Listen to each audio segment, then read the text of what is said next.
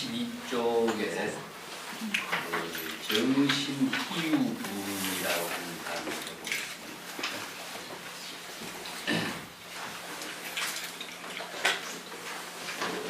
금강경이 한 단 한 단 짧게 이렇게 나누어져 있습니다만 번역한 지도 오래되고 해서 한자 한자를 좀 버거이에 맞춰서 이해를 하는 바로 전책이 되겠습니다. 같이 한번 읽어볼까요? 네, 72쪽 원문 보겠습니다.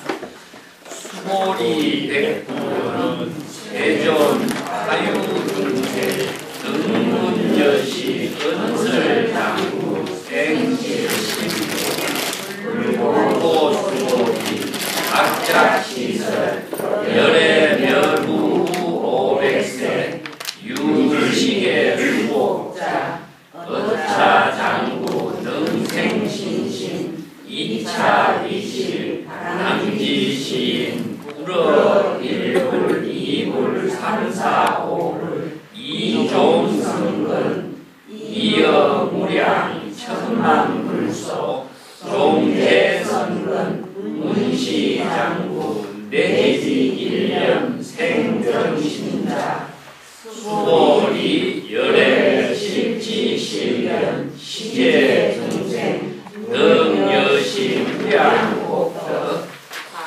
하이고 시제중생 무아상 인상중생상 수자상 무법상 영무비법상 하이고 시제중생 약심치상 적이착아인 중생 수자 약치법상 적착아인 중생 수자 또 뒤에 넘어갑니다.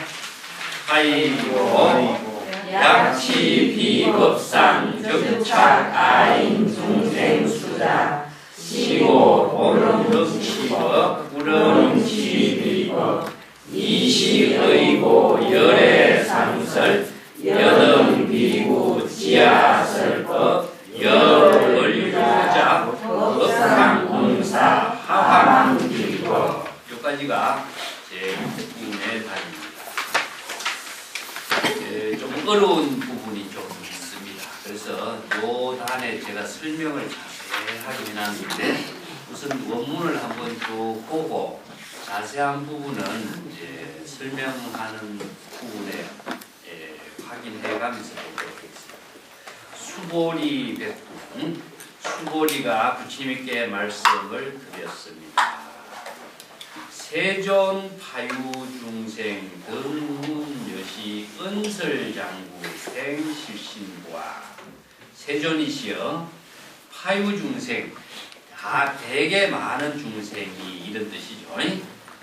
수많은 중생들이 등문여시 이와 같이 설법하시는 부처님의 법문을 듣고서 문이라고 하는 것은 법문을 듣는 것이죠. 여시아문입니다. 이게 그냥 듣는 것이 아니라 중생심으로 듣는 것이 여시아문이 아닙니다. 우리가 제일 첫 번째 얘기한 것처럼 부처님의 설법은 지혜로 설법하는 것이기 때문에 열애가 설법하는 것은 열애 그 자체가 바로 진여 본성의 지혜로 설법하기 때문에 여시아무는 역시 진여 본성의 지혜로 부처님의 설법을 듣는 거죠. 그래서 이제 제불의 설법을 진여의 지혜로 설법을 들을 때에 여시설법이 됩니다. 여시아문이 됩니다. 그래서 이제 여시아문한 부처님의 법문을 은설장구 부처님께서 설법하신 말씀이라든가 장국하는 것은 은설장구는 법문의 내용을 말하고 있습니다. 부처님께서 이와 같이 설법하신 여러 가지 방편 법문의 말씀. 이게 왜 은설장구를 하냐면은 은설은 말씀이죠. 근데 말씀은 전부 다 언어 문자로 이루어져 있거든요. 그렇기 때문에 우리가 문화라고 하는 것 자체는 언어 문자로서 다 이루어져 있습니다. 그래서 문화라고 하는 것 자체가 문자거든요. 이게 문자 그 자체를 언어로 표현하고 있습니다. 그래서 언어는 사실은 언어 문자로 이루어지고 문자로 이루어져야만이 많은 사람들과의 함께 나눔을 이룰 수가 있어요. 그래서 내 생각을 갖고 있는 것은 내가 말을 하는 것은 언어 문자를 언어로 말을 하기 때문에 그 언어 문자가 제시하고 있는 내용을 통해서 우리가 대화를 하고 사상을 나누고 지혜를 나누고 인격을 나누거든요. 이게 부처님의 설법도 전부 다 언어 문자로 이루어져 있습니다. 그렇기 때문에 언설장구란 말씀입니다. 이게 설법하는 말씀이 모두 다 언어 문자로 이루어졌기 때문에 이것을 이제 방편법문이라고 하는데 방편법문의 모든 말씀은 말로 설법을 하지만은 설법의 내용은 무엇이냐? 전부 다 문자, 언어 문자로 이루어져 있습니다. 그래서 이거 경전에 기록을 하는 것이죠. 그래서 세계 문명에 있어서 언어 문자가 문명이라고 하는 것은 언어 문자로서 모든 지식, 지혜와 인격을 나타낸 것이죠. 드러내고 많은 것을 밝혀놨기 때문에 많은 사람들이 그 언어 문자를 통해서 지혜와 인격을 함께 나눌 수 있게 되는 거죠. 그래서 문명과 문화라고 하는 것은 중심은 글입니다. 글. 글을 통해서 언어가 이루어지죠. 그래서 이제 미개인이라고 하는 사람은 언어 문자가 없기 때문에 문자를 만들기 위해서 얼마나 많은 사람들이 그 노력을 해왔는가. 이것이 바로 문명사의 그 본질이라고 할 수 있죠. 그 세계 문명사에서 모든 것이 다 언어 문자로서 기록되는 세계 이제 기록이 나타나고 있는 거죠. 그래서 부처님의 법문도 설법을 한다라고 하는 것은 언어 문자를 통해서만이 서로 설법의 내용이 서로 전달되게 되어 있습니다. 그래서 이와 같이 부처님께서 설법한 말씀은 언설, 언어 문자로 설법하는 모든 법문의 내용은 언설장구가 되는 거죠. 이 장이라고 하는 것은 문장을 문자로서 기록된 것이기 때문에 언설장구가 됩니다. 그래서 부처님의 설법을 언어 문자로 기록한 설법의 모든 법문의 내용을 듣고서 진여의 지혜로 듣고서 자기 생각으로 듣는다면은 바로 깨달음을 이룰 수가 없고 자기의 망념을 만들어내요. 근데 여시언설 장구이기 때문에 진여의 지혜로 여법하게 법문을 듣고서 그 방편 법문의 가르침에 의해서 생실신부와 여기서 확실한 신심을 일으킬 수가 있습니까? 이 생이라고 하는 것은 확실한 깨달음을 체득할 수가 있겠습니까? 그런 의미죠. 여기서 실신이란 말은 나중에 다른 말을 한다면은 실상 깨달음이라든가 진재라든가 이런 말과 똑같은 언어인데 제법의 참된 가르침의 본문을 여실하게 깨달아서 확신을 갖게 될 수가 있겠습니까? 이것이 이제 부처님의 법문을 듣고 어떻게 많은 중생이 여법하게 불법의 가르침을 깨달아서 열애가 되고 부처가 될 수가 있겠습니까? 이 말과 똑같은 말이죠. 그런 게 의문점을 가지고 이런 질문을 하니까 부처님이 수보리에게 말했습니다. 막작시설 그런 말을 하지 마라. 막작시설 그대가 질문한 것과 같은 그런 말을 해서는 안 된다.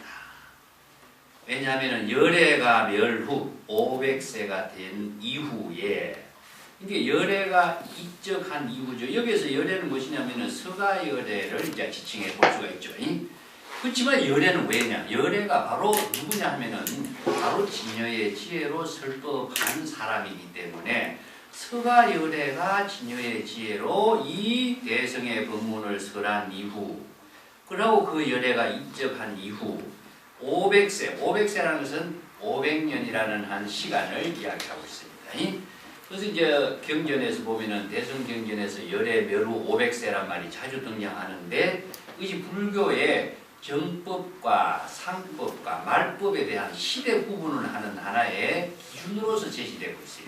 자, 우선 여기서 500세를 봅시다. 이 말은 또 다른 의미로 본다면 이 대성경전이 서가세존이 입적한 이후 500년이 지난 이후에 대성의 경전의 법문이 이루어졌다라고 하는 사실을 간접적으로도 제시해주고 있는 겁니다. 그래서 정법의 시대가 지난 이후 그런 의미를 두고 있어요. 또 열애가 입적한 이후 500년이 지나면은 정법의 시대가 지난 이후인데 그때에 이런 이야기죠.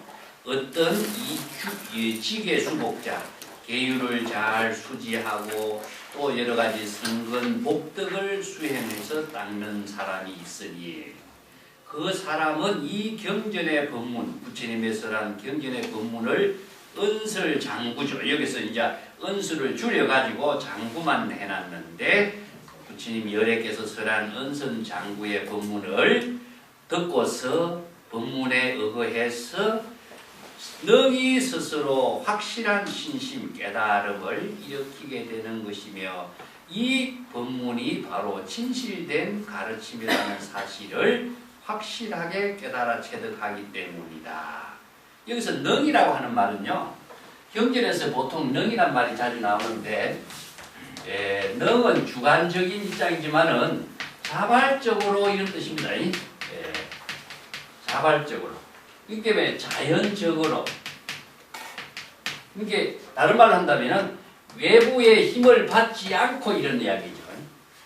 자체적으로 그러한 지혜가 작용하는 힘이 이루어지는 것을 이제 능이라고 그래요. 그래서 불교에서는 능과 소로 나누고 있는데 능은 주관적인 입장이고 소는 객관적인 입장을 말합니다. 그래서 주객을 능소로 이렇게 표현하는데 능은 외부의 힘을 받아들이지 않고 독자적으로 능이 스스로 그렇게 할 수 있는 힘이 작용하는 걸 말하고 있습니다. 그래서 이게 능이란 말이 가능성에 힘을 갖고 있는데 그 가능성은 외부의 힘을 받아들여서 이루어지는 가능성이 아니고 자체적으로 진여의 지혜가 부족하고 있는 그 지혜의 힘에 의해서 자체적으로 작용하는 힘을 능이라고 해요. 그래서 불교의 특징은 무엇이냐면 우리 진여 본성이 각자 스스로 독자적인 지혜를 작용하는 힘을 갖고 있거든요. 외부의 힘을 받아들이면은 외부의 힘에 의해서 자체적으로 작용하는 진여 본성의 지혜가 죽어버리게 됩니다. 그래서 이제 능이라는 것을 자발적으로 자체적으로 생신심, 신심을 일으킨다 하는 것인데 신심을 깨달아서 이 신심은 확실한 깨달음을 스스로 이룬다. 생이라는 것은 일으킨다 이렇게 말한다면 신심을 생기게 한다 이 말도 안 맞아요. 확실한 신심을 자신이 이룬다 하는 의미도죠. 이게 생이라고 하는 것은 생산하는 힘을 갖고 있는 거죠. 자체적으로 그러한 신심을 스스로 생산하는 힘을 갖고 있기 때문에 이루어진 상태를 말하고 있습니다. 그래서 보통 신심을 깨달음이라고 합니다. 불교에서 이 신심을 믿는 마음이 아니라 깨달음에 의해서 신심을 갖게 되는 것인데 이 신심에 반대되는 말이 무엇이냐면 의심이거든요. 의심은 이제 중생심을 말하고 있습니다만은 의심이 소멸된 것이 바로 신심이기 때문에 의심은 중생심이고 신심은 우리 열의 진여 본성의 지혜를 신심이라고 합니다. 그렇기 때문에 여기서 위에서 실신이라든가 신심이라든가 이런 말은 경전의 법문을 듣고 자신이 확실한 깨달음을 체득하게 되는 것을 말해요. 여기서 신심을 이룬다. 능히 스스로 외부의 힘에 의거하지 않고 자체적인 깨달음의 신심을 확신을 갖게 된다. 이런 것은 이 법문이 참된 진실이 된 법문이라고 하는 사실에 의거하기 때문이다. 그래서 여기서 2차 이 실이란 말인데 이 실이라고 하는 것은 진실이 된 법문, 가르침이라고 하는 그 사실에 의거해서 자신이 이러한 신심을 이루게 된다. 이 신심은 이러한 깨달음을 이루게 된다 하는 것입니다.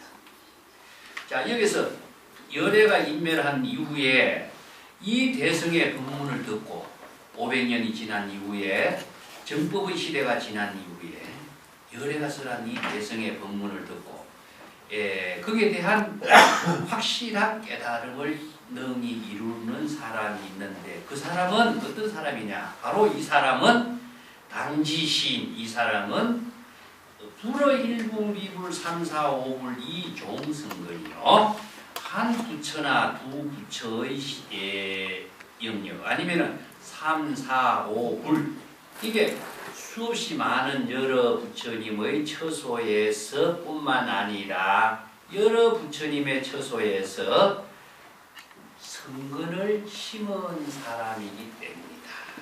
성근을 심은 사람이기 때문에 이 사람이 이런 법문을 듣고 능히 확실한 깨달음을 이룰 수 있는 인연을 갖게 된 것이다. 성근이 심어지지 않는 사람은 이런 깨달음을 이룰 수 없다는 이야기입니다. 고비대 구절도 그뿐만 아니라 이미 무량의 수없이 많은 셀 수 없이 많은 천만 부처님의 처소에서 여러 가지 다양한 불법 수행의 성근을 심은 사람이기 때문에 이 법문, 부처님이 설한 은설장구 대승의 여시설법의 법문을 듣고서 듣고 나서 일념에 곧바로 이런 뜻이죠. 바로 정신을 이루는 사람이라고 할 수 있다. 여도 정신이라는 것은 청정한 진여의 지혜로 확신을 깨달아 체득하는 사람이라고 할 수 있다. 자, 맨 위에 나오는 실신이란 말하고요. 여기에서 나오는 정신이란 말하고요.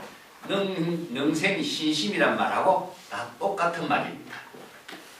이게 진여의 지혜가 깨달음으로 작용할 때 청정심이 이루어지는 그 지혜의 작용을 정신이라고 하고 신심이라고 하고 또 실신이라고 해요. 실신이라는 것은 여실하고 확실한 깨달음을 갖게 된 것을 실신이라고 이런 말씀입니다. 그래서 이 말들은 다 같은 말인데 바로 진여의 지혜로 확신을 갖고 깨달음을 이룬 내용을 이렇게 설명을 하고 있습니다.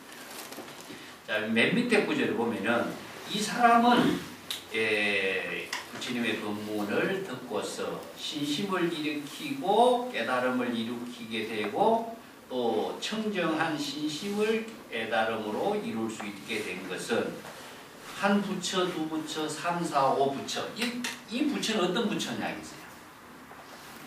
자, 여기서 수없이 많은 정법을 설하는 사람의 법문을 설할 수 있는 사람이 바로 부처인 겁니다.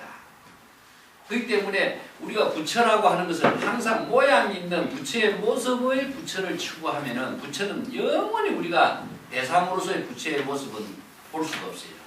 그래서 이제 정법을 설하는 사람이죠. 정법을 여시설법을 하는 사람이죠. 정법을 설하는 사람이 다 바로 열애가 되고 부처가 되는 겁니다. 열애가 되고 부처가 되고 또 여기에서 각 자신이 이 법문을 듣고 깨달아서 정신을 깨달아 체득한 사람이다. 열애가 되고 부처가 되는 겁니다. 앞에서 금강경에서는 내가 몇 번 이야기했습니다마는 금강경과 대성경전은 일성의 묘법이라든가 또 대성의 법문, 최상성의 법문은 모두 다 정법을 듣고 여시설법을 여시아문으로 듣고서 자신이 확실한 깨달음을 이룬 사람은 모두 다 본인이 바로 열애가 되고 부처가 되는 거예요. 그 다른 곳에서 열애나 부처를 추구한다면 세세생생 영원히 그런 기회는 없어요.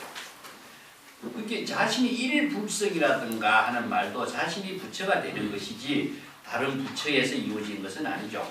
그래서 금강경에서 사구계의 법문을 남에게 설한 사람은 바로 그가 열애가 된다고 그랬죠. 그러면 대성의 경전의 법문을 설하는 사람이 바로 1불이 되고 2불이 되고 3불이 되고 그래서 대성의 경전을 설하는 부처님의 설법을 듣고 수없이 많은 불법 수행의 인연을 갖게 된 것은 무엇이냐? 성근을 심었다. 그래서 성근을 심은 것이 무엇인가? 자, 성근을 심고 공덕을 이루는 것은 우리가 성근공덕이라고 하는데 성근을 심은 것은 무슨 개정해 사막을 수행하는 힘이 있어야 돼요. 그래서 개정의 사막을 수행하는 힘이 있게 하기 위해서는 정법을 계시하고 정법을 설하는 인연을 만나야 돼. 선지식을 만나야 돼. 그래서 정법을 설하는 선지식이 바로 그가 다름 아닌 열애가 되고 열애의 설법이 되고 부처의 설법하는 인연이 되는 거죠. 그렇게 수없이 정법을 설하는 열애나 부처의 법문을 듣는 것이 바로 수없이 많은 무량의 부처를 만나서 법문을 듣고 수행을 하는 것이 무량한 부처의 종 성근을 심는 것이 되는 겁니다. 그래서 많은 선지식을 침견하는 것이 바로 성근을 심는 것이 되겠죠. 그렇게 하기 위해서는 뭐가 필요하겠어요? 바로 이제 삼보에 기이하는, 불법성 삼보에 기이하는 신심이 있어야 되는 거죠. 예. 그래서 성근을 심는 가장 기본적인 것은 원력입니다. 원력을 가지고 신심을 갖게 되는 것. 신심은 바로 불법성 삼보에 대한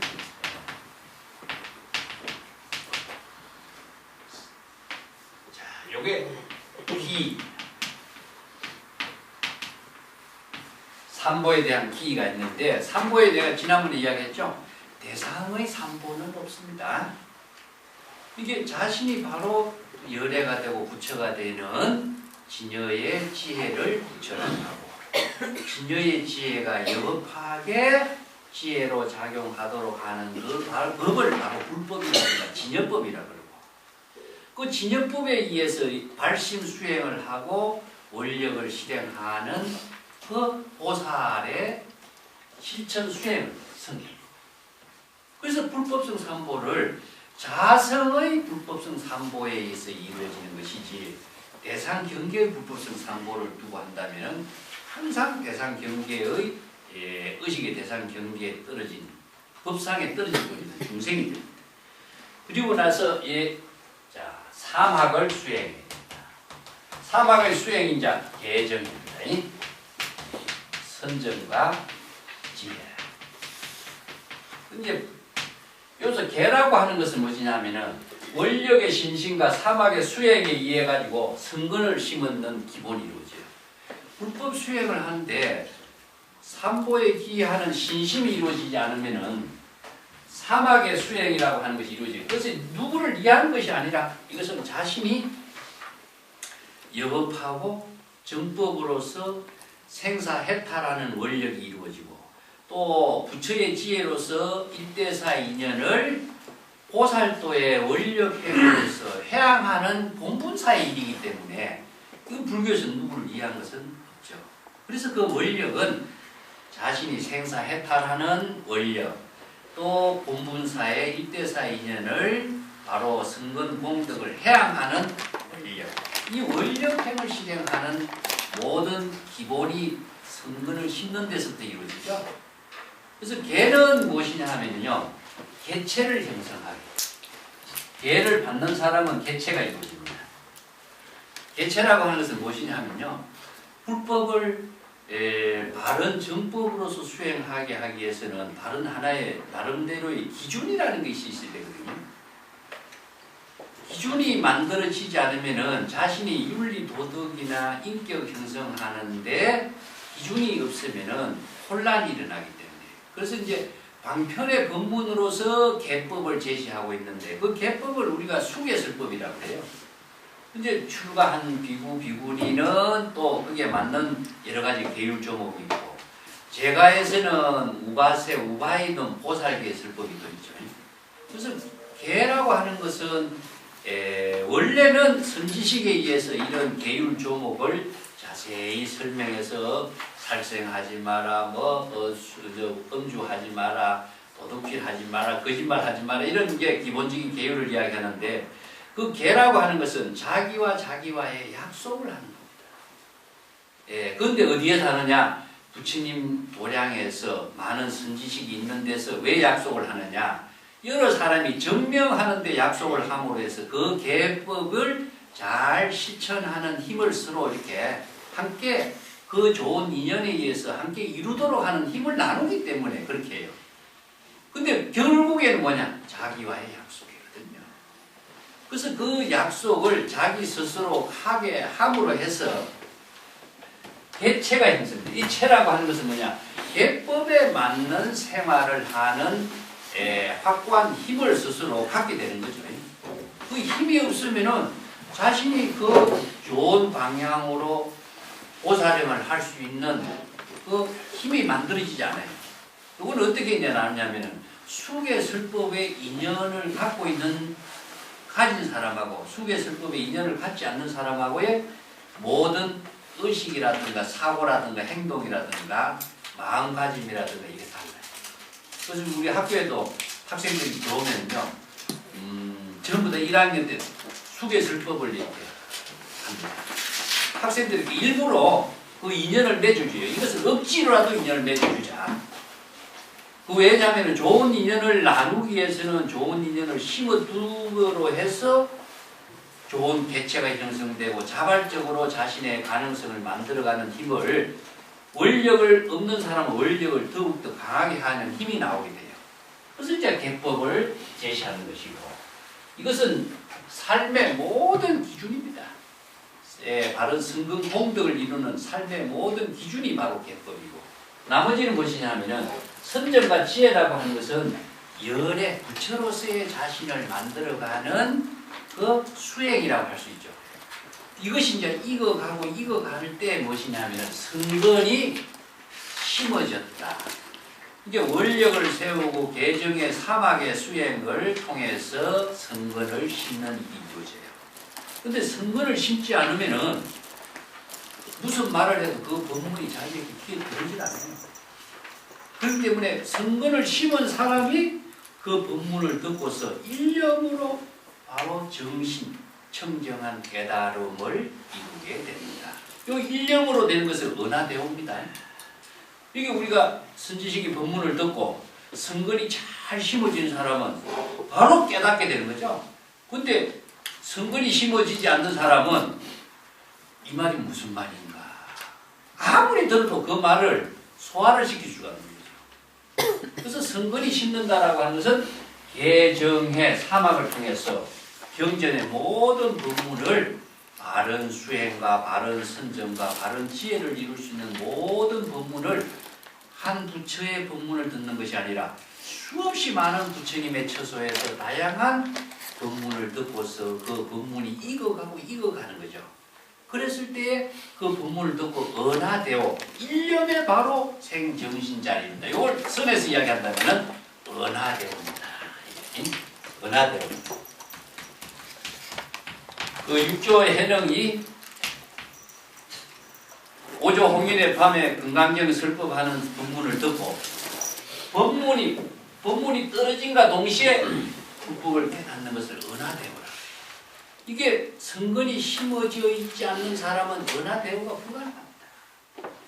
그래서 중국 선생들이 수없이 많은 선지식을 찾아다니면서 한철 한철 공부를 하는데,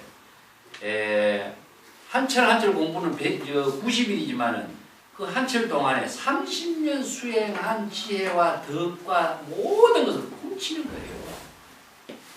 그래서 한 선지식이 수행해서 이룬 힘은 30년이라는 세월이 들어가요. 그래서 중국에서는 30년이란 말을 한 산중에 들어가서 30년 동안 그 산을 벗어나지 않았다, 이런 말을 기본으로 하는데, 30년이라고 하는 것은 한평생이라는 이야기입니다. 한평생을 다른 말로 한다면 30년을 만일이에요, 만일. 그래서 만일 연불해가 그래서 생긴 겁니다. 이것은 평생 연불을 하는 수행을 말하지 만일만 하고 마는 그런 건 아니거든요. 그래서 30년이라고 하는 세월은 한평생, 그 한평생 갈고 닦고 익힌 지혜의 인격을 한철 90일 동안 그 선지식 밑에서 수행하면서 송두리째 이렇게 훔치는, 그 선생들은 그래서 이제 도둑놈 기질이 있어야 된다. 그 훔치는 그 수행이 무엇이냐? 여러 선지식마다, 그래서 결제할 때마다 선지식 처소에 가서 그걸 배우는 거죠. 그게 한 부처가 아니라 1불, 2불, 3, 4, 5불 수량의 많은 선지식을 찾아다니면서 그 법문을 다 자기 것으로 배우고 익히고 하면서 다양한 법문을 자기 자신의 지혜로서 만들 수 있는 힘은 또 자기가 그걸 수행해서 이제 정리하는 힘이 있어야 되겠죠. 그래서 이걸 읽지 않으면 그 법문을 해도 자기 것으로서 소화를 시키죠. 그래서 이제 어느 선지식의 처소에서 법문을 듣고 바로 은하대오를 이룬다. 불법을 깨달았다. 그렇지만 이제 보통 그래요. 한 경지를 이루었다고 해서 그 사람이 바로 독자적인 능력을 다 구족한 사람이 되느냐? 그렇지 않습니다. 이제 자기 자신이 바른 정법의 안목으로서 확실한 수행과 인격을 형성할 수 있는 이제 토대를 마련하는 거예요. 그때부터는 무엇이냐 하면은 자기 스스로 또 수없이 많은 사람들을 찾아다니면서 감추, 망치질을 받는다고 이야기하는데 감추를 받고 훈련하고 단련을 통해서 방편의 다양한 지혜를 넓고 깊게 하는 힘이 있어야 돼요. 그렇지 않고서는 또 독자적인 그 능력을 많은 선지식의 제자들에게 펼칠 수가 없거든. 그래서 그런 수행 기간이 근 30년이라는 세월이 다 들어가는 거죠. 예. 30년이라는 세월 지나도 법문 제대로 못한 사람이 얼마나 많아요. 그래서 정법의 수행을 하는 인연을 통해서 성공 공덕을 쌓는다라고 하는 것은 이게 수행자가 평생 해야 할 일이죠. 이게 그 분야의 가장 전문가가 되려면은 그 분야의 가장 전문적인 모든 것을 다 수행과 공부를 통하지 않고서는 불가능해요. 글자도 모르는 사람이 무슨 말 해도 그 말귀가 못 알아들으면은 어떻게 깨달음이라는 것이 이루어지겠어요. 그래서 1년에 바로 생정신자입니다. 1년에 바로 그 법문을 듣고 대호를 이뤘다. 그게 이제 선성들이 깨달음을 이루게 된 인연을 이야기합니다. 그렇지만 그 선거를 심은 공덕의 힘이 아주 기고 지중한 힘이 없으면은 1년에 그 대호를 이룬다는 것은 불가능합니다. 그래서 이제 선에서는 뭐라고 하냐면요. 유연건숙자라고 그래요. 인연이 있으면서도 근기가 익은 자, 이런 말을 씁니다. 이런 사람이 아니면은 법을 전할 수가 없다. 그게 스승과 제자가 아무리 좋은 인연이 된다고 할지라도 한 스승 밑에 제자들이 수천 명 있죠. 그 가운데에서도 법을 전할 수 있는 사람은요. 인연이 있으면서도 근기가 익은 사람이 아니면 불가능하다. 자, 그 대표적인 것이 서가세존이 그 영축산에서 염화미소잖아요. 꽃을, 뭐 금파라 꽃을 한 송이 들어올린데 그 1200대중이 모두 다 침묵을 지키고 있는 거죠. 근데 오직 가섭만이 미소를 지었다. 그래서 은강불시 미미소라고 해요. 가섭 혼자만이 어떻게 미소를 지을 수가 있나. 그 꽃을 들어 보인 그 모습이 무엇이냐면 이게 언어로 설법하지 않고 바로 행동으로서 제법 십상의 법문을 제시했지만은 제법 십상의 법문이라는 사실을 다른 사람들은 인연이 근기가 있지 않기 때문에 그 법문이 무슨 말인지 모르는 거예요. 그냥 막연하게 있을 때 가섭은 이 법문이 제법 십상의 법문이라는 사실을 제시하고 있는 것을 바로 깨달아 체득했기 때문에 자 여기서 인연이 있고 근기가 익었어. 그래서 자신이 그게 응답하는 미소를 제시하니까 나의 정법안장을 가섭에게 부촉하노라. 이게 인연이 있고 근기가 있지 않은 사람은 부자지간이라도 법을 전할 수가 없다. 그렇습니다. 부자지간이라도 이 법은 전할 수가 없어요. 전해주고 싶어도 전해줄 수가 없어요. 이게 바로 스승과 제자의 이심전심이란 말이거든요. 이것은 세간에서 이야기하고 있는 재산을 물려주는 것하고는 전혀 별개다. 아무리 내가 전해주고 싶어도 그걸 전해받을 수 있는 능력이 없는 사람은 근기가 있고 성근이 익은 사람만이 이것을 전해받을 수가 있다. 전해줄 수가 없어. 전해받을 수가 없어요. 이것이 바로 정법의 이야기인데 여기에서 법문을 아무리 많이 한다고 해도 그 법문을 인연이 익은 사람만이 근기가 익은 사람 성근이 잘 심어진 사람만이 그것을 수용할 수가 있다. 대표적인 것이 누굽니까? 안한이잖아요. 부처님의 법문을 안 한 만큼 많이 들은 사람이 어디에 없어요. 그래서 다문제입이라고 하는데 그렇게 많은 부처님의 법문을 듣고 시봉을 하고 평생 따라다니면서 모든 경전을 다 암송하고 있지만은 안한이 자신의 독자적인 불법을 깨달음으로 전개할 수 있는 능력을 합니다. 이게 법문을 기억을 하고 지식으로는 많이 알고 있지만 그 법을 자신의 지혜와 인격으로서 작용하는 힘으로서 쓰질 못하고 있는 거다. 그렇기 때문에 그 안한이 부처님의 그렇게 친척이면서도 그 법을 전해받을 수가 없다 하는 이야기가 나옵니다. 이 가섭은 두타형을 하면서도 많은 법문을 자신의 지혜로 쓰는 능력을 갖춘 거죠. 이게 바로 성근이 익은 사람이다. 이게 정신이란 말은 청정한 진여의 지혜로 확실한 깨달음을 확립한 사람을 정신이라고 해요. 이게 청정한 진여의 지혜가 작용하도록 하는 힘은 무엇이냐면은 자각성지에서 이루어집니다. 자각성지. 법문을 통해서 스스로 법문에 참된 불법의 대의를 깨달아서 성스러운 지혜가 진여의 지혜가 작용할 때 바로 정신이 이루어집니다. 청정한 진여의 지혜에 대한 확신을 갖게 되는 것을 정신, 이건 깨달음입니다. 그래서 인연의 근기가 있고 인연이 익은 사람만이 이 일념이라는 건 찰나지간이죠. 일념에 이러한 깨달음을 이룰 수가 있다. 자각에서 성질을 이룰 수 있고 열애가 될 수 있는 것이다. 그 깨달음 그 자체는 바로 진여 자체의 지혜 작용이기 때문에 진여 자체의 지혜 작용이 바로 열애입니다. 자신이 바로 열애가 되는 것이고 부처의 지혜가 이루어지는 것이기 때문에 여기에서 어디에서 또 부처를 또 구하고 열애를 추구하고 하는 것은 있을 수가 없죠. 바로 정신, 실신, 바로 전부 다 바로 열애, 진여의 지혜가 된 열애의 작용이다. 그래서 오늘 여기에 성근 인연이 익은 것을 정도가해라고 하는 개송에는 이렇게 읊고 있어요. 이걸 내가 하나의 개송을 또 한번 익히자 하는 의미에서 적어놓는데 정도가에 있습니다. 영가 현각의 정도가라고 하는 선시로 아주 유명한 개송이죠. 기봉왕선 불렁찬이요. 여기서 배가 고픈 사람이 배에 굶주린 사람, 음식에 굶주린 사람이 왕선이라는 것은 임금의 수라상을 말합니다.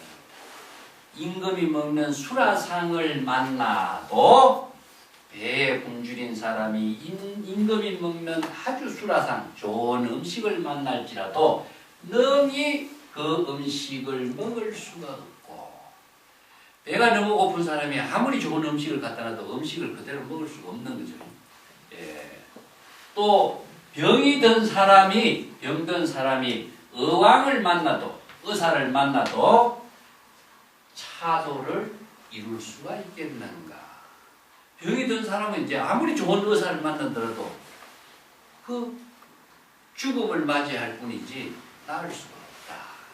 이것은 무엇이냐면은 성근 인연을 심어두지 않는 사람은 아무리 좋은 음식을 만나도 그것을 수용을 못하고, 또 성근 인연을 심어서 스스로 열애 지혜의 법문을 소화시킬 수 못한 사람은 아무리 의사를 만나더라도 너무 늦었다.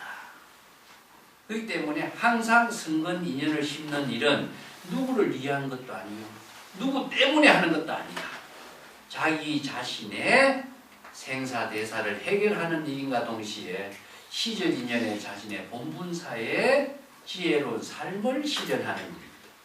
그 지혜로운 삶을 바로 정법에 의한 성근 공덕을 심는 일이 자신의 깨달음을 이루는 일이다. 그래서 이게 은설장구라고 하는 설법입니다. 열애가 설하는 은설장구의 설법을 여시설법을 여시안문으로 듣고 일념에 바로 깨달음을 이룰 수 있는 인연은 과거무량 재불의 처소에서 성근 공덕을 심은 인연에 의해서 이루어지는 것이지 그냥 이루어지지 않는다.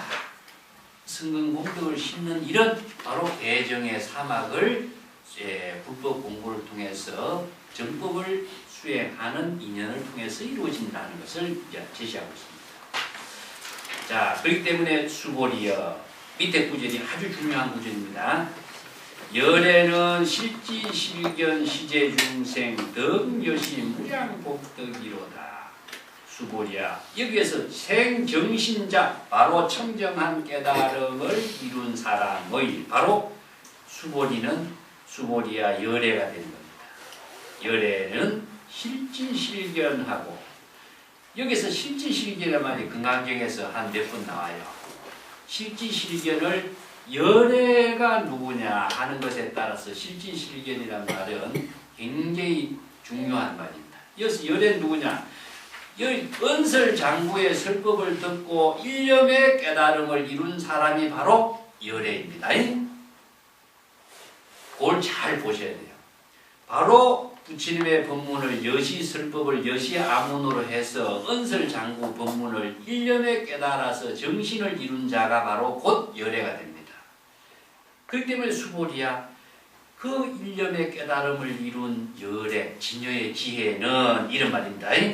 진여의 지혜로서 열애가 된 경지에서 실지실견 시제중생 이 모든 것을 여실하게 다 알고 모든 것을 여실하게 다 볼 수 있는 것은 바로 열애의 지혜작용인데 열애는 누구의 모든 이러한 중생심의 번뇌 망념을 아는 겁니다. 그래서 실지실기란 말은 여기에 내가 주석을 해놨는데 다른 사람은 이것을 더 구체적으로 설명했습니다. 그 구마라적은 이걸 간략하게 번역해놨어요. 여기서 실지실견을 좀 정확하게 이해하도록 하겠습니다. 그래서 이 사람의 번뇌 망념이 일어난 사실을 여실하게 알고 여실하게 볼 수 있기 때문에 실지실견. 자, 부처나 여기서 열애라 그랬죠.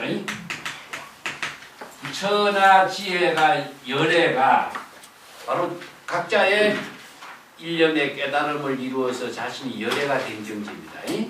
그래서 자기의 마음속에 망념이 일어난 것을 여실하게 여법하게 아는 것이 바로 실지가 됩니다. 여실하게 망념이 일어난 사실을 아는 것을 실견입니다. 그래서 이걸 지견이라고 하는데 법화경에서는 불지견 이렇게 합니다. 금강경에서는 열애가 실지실견한다. 그 뭘 실지실견하냐? 자기의 마음속에 일어나는 번뇌 망심이나 번뇌 망념을 아는 겁니다. 그래서 열애가 어떤 열애냐? 다른 열애나 부처가 이 모든 중생들을 망념을 다 알고 다 볼 수 있느냐? 이건 불가능합니다. 그래서 금강경을 보통 공부한 사람이 열애가 중생을 다 알고 중생을 다 볼 수 있다. 이렇게 번역해 봤죠? 자, 열애를 잘못 봤기 때문에 이것은 법에 맞지도 않고 수수께끼가 된 거예요. 열애는 바로 일념의 정신을 이루어서 깨달음을 이룬 사람이 바로 열애가 된 겁니다. 그래서 자신이 진여의 지혜로서 열애가 되었을 때에 자신의 마음속에 일어나는 번뇌 망념을 여법함에 의해서 번뇌 망념인 줄 아닌 줄 아는 것을 지라고 합니다. 이걸 유불능이라. 오직 번뇌 망념은 부처만이 능히 알 수가 있다. 유불능이라. 능이라는 것은 외부의 힘에 의해서 아는 것이 아니라 부처의 깨달음의 지혜에 의해서 자신의 번뇌 망념이 일어난 사실을 여법하게 아는 것은 오직 부처의 지혜만이 알 수 있어요. 남이 알 수가 없습니다. 그래서 다른 말을 한다면 중생은 자신의 마음속에 일어나는 번뇌 망념을 알 수가 없어요. 그래서 신불견심이라고 해요. 신불견심. 중생심으로서는 자신의 마음속에 일어난 번뇌 망심을 볼 수가 없어. 그렇기 때문에 번뇌 망심이 일어나는 그 사실을 자신이 알 수가 없고 자각할 수가 없어. 중생심으로서는 번뇌 망념인지 불심인지 판단하는 능력이 없기 때문에. 그래서 중생심으로서는 번뇌 망념을 판단하는 지혜가 없는 겁니다. 그렇다면은 부처의 깨달음의 지혜 작용, 열애로서는 진여의 지혜로서만이 자신의 마음속에 일어나는 번뇌 망념을 여법하게 알고 여실하게 볼 수 있는 능력을 갖추고 있어요. 그래서 유불능이라고 했습니다. 요 법화경이나 건강경에 실지실기는 했지만은 대성기실로 다른 대성경전에서도 이 말을 했어요. 그래서 실지실견은 자신의 마음속에 일어나는 번뇌 망심을 정법의 안목으로서 부처의 지혜로서 여법하게 하는 것이 실지고, 또 정법의 안목으로서 여실하게 볼 수 있는 안목을 갖게 된 것이 실견이에요. 그래서 지라고 하는 것은 지혜의 작용으로 아는 것이고, 견이라고 하는 것은 정법의 안목으로서 아는 겁니다. 정법의 안으로서 볼 수 있는 거예요. 그래서 실은 무엇이냐 하면은 불아주냐라고 합니다. 불아주냐라고 하는 것은 바로 지혜의 작용이라고 하는데, 지혜가 바로 왜 실이란 말을 건강경에서 쓰느냐 하면요, 전체로서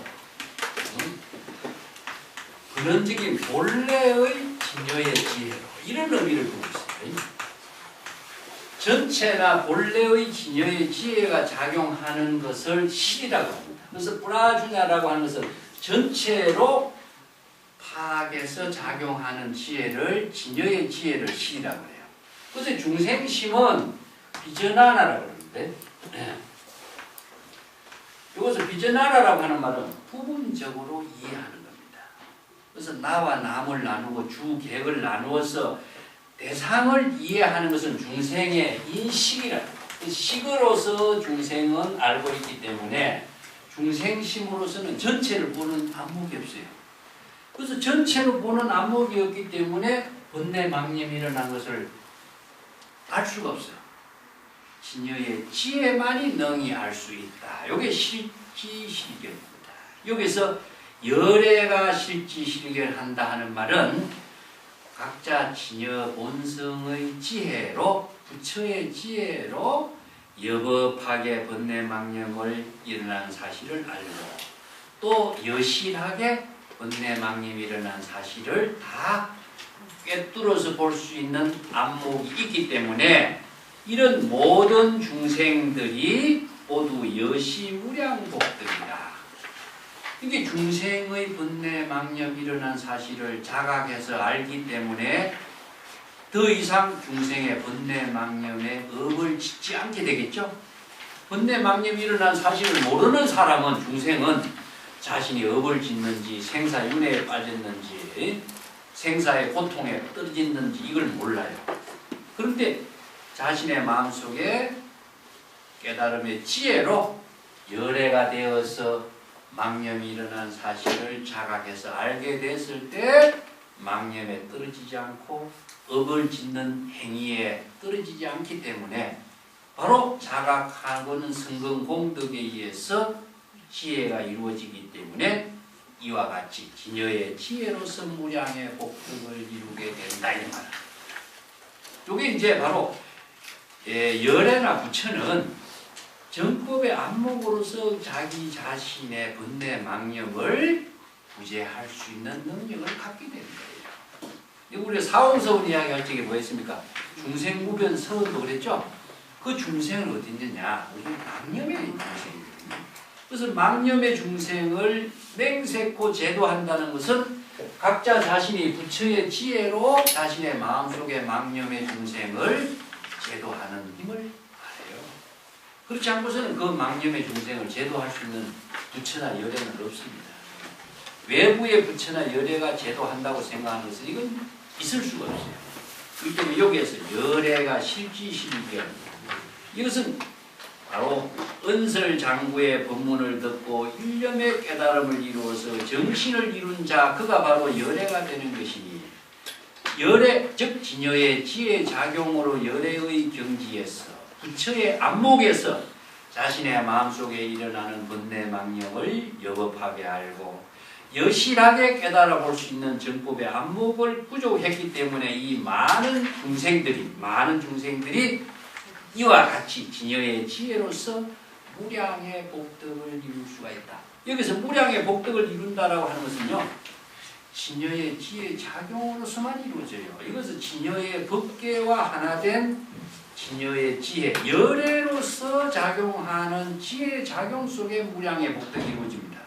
그래서 무량이라고 하는 말 자체는 한량이 없다라고 하는데 이것은 중생심으로 사량 분별할 수 있는 숫자가 아니에요. 법계에 두루하는 그런 의미를 두고 있습니다. 자, 경전에서 이제 무량이라든가 아니면 무변이라든가 불가사의라든가 이런 표현들은 전부 다 중생심으로서는 사량 분별할 수가 없어요. 이것은 열애나 진여의 지혜만이 따르고 있습니다. 왜냐하면 이것은 법계에 두루하는 거예요. 우주 법계에 두루하고 있는 세계를 표현하는 거예요.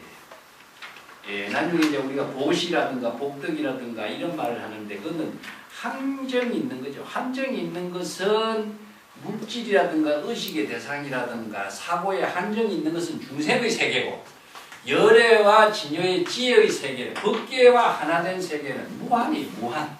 무량은 무한과 마찬가지입니다. 한계가 없어요. 한계가 없는 그 경지의 세계를 숫자로 중생심으로 셀 수가 없어요. 그래서 복덕을 이루도 그냥 부분적으로 많은 복덕이 이루어지는 것이 아니라 무량의 복덕을 이루어진다. 그것은 진여의 지혜로 이루어지는 복덕을 이렇게 말하고 있습니다. 여기서 은설장구를 통해서 부처님의 법문을 통해서 깨달음을 이룰 수 있는 것은 성근공덕의 인연이 익어진 사람이 이런 일을 이룰 수가 있지. 그냥 한두 마디 법문 듣고 깨달음을 이룬다라고 하는 것은 있을 수가 없다. 그래서 여기서 수없이 많은 무량의 천만 부처님의 처소에서 수없이 많은 다양한 성근을 심은 사람이기 때문에 은설장구 이 법문을 듣고서 일념에 바로 청정한 깨달음을 이룰 수가 있게 되는 것입니다. 그가 바로 열애가 되어서 그 열애가 된 경지의 작용은 무엇이냐? 중생심에 번뇌 망념이 일어난 사실을 유실하게 알고 깨달았기 때문에 더 이상 자신의 중생심의 번뇌 망념에 업을 짓지 않게 되는 거죠. 그래서 자신이 부처의 지혜로서 항상 무량의 복덕을 이룰 수가 있게 된 것을 이야기합니다. 이것을 선에서는요 자주 이야기했지만 염기적각입니다. 자, 육조당경 같은 데서는 식신견성입니다. 자신의 마음속에 번뇌 망심이 일어난 사실을 자각하는 것이 바로 식신견성이고 이것을 바로 도노견성이라고 합니다. 도노견성.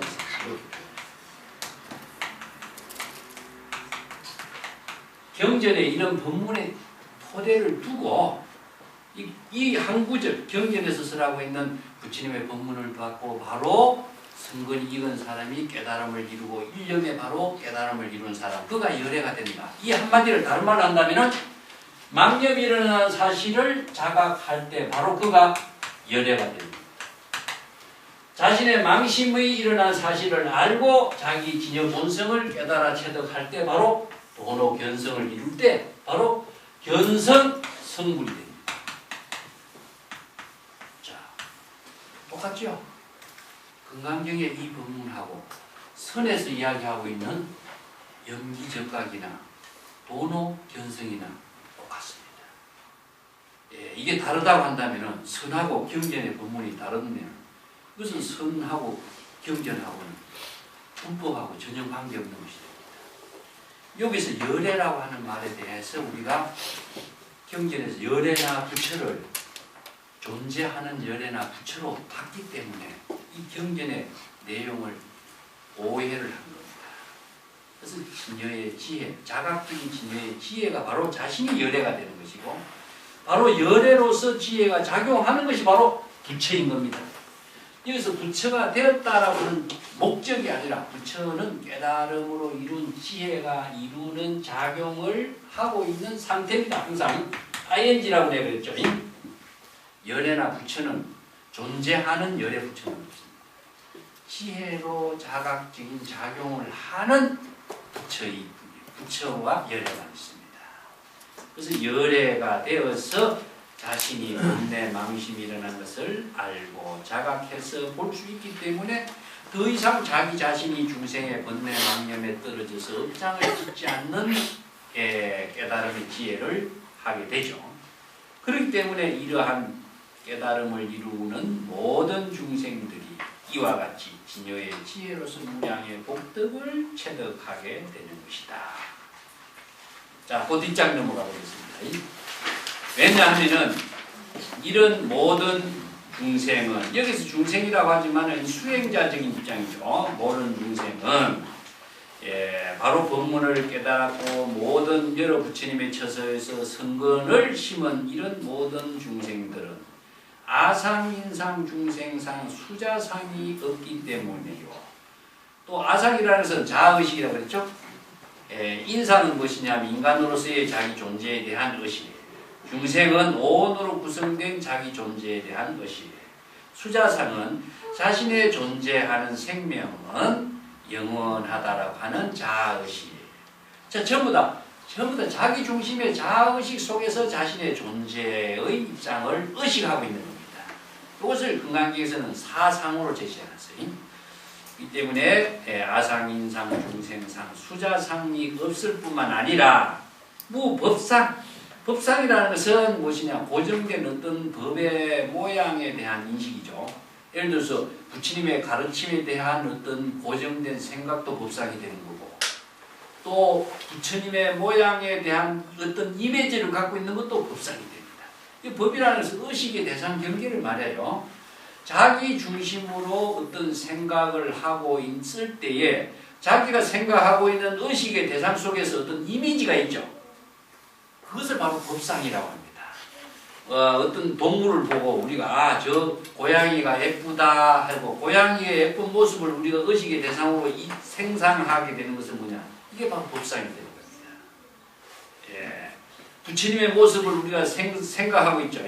법당에 계신 부처님의 모습을 생각하고 부처님 하면은 그 모습이다 생각했을 때 그것이 바로 법상이 돼요. 근데 자기 중심으로 자기의 의식의 대상을 두고서 인식하고 있는 이미지 있죠. 이게 다 법상입니다. 자, 좋고 나쁜 생각도 법상이 되고 어떤 그 고정된 그 사람의 모습, 그래서 이제 법상은 명상과 같이 이야기합니다. 보통 불교에서는 명상이라고 하는데, 자, 의식의 대상, 경계, 내가 이야기해요. 의식의 대상 경계인데, 어떤 이름을 딱 제시하면은 그 이름에 맞게끔 우리가 그 사람의 얼굴 이미지가 나타나죠. 관세음보살 하면 관세음보살의 이름과 더불어서 관세음보살의 이미지가 우리에 나타나요. 그것을 전부 다 자아의식으로 생각했을 때 나타나는 것이 다 법상입니다. 이 때문에 자아의식의 의식의 대상에 대한 그 이미지, 또 영무 비법상, 이것은 무엇이냐면 비법상이라는 것은 여기서 법상을 선이라고 한다면 비법상은 무엇이냐면 악입니다. 법상도 없고 비법상도 없다. 좋은 것도 이미지도 없고 나쁜 이미지도 없다. 좋고 나쁜 생각,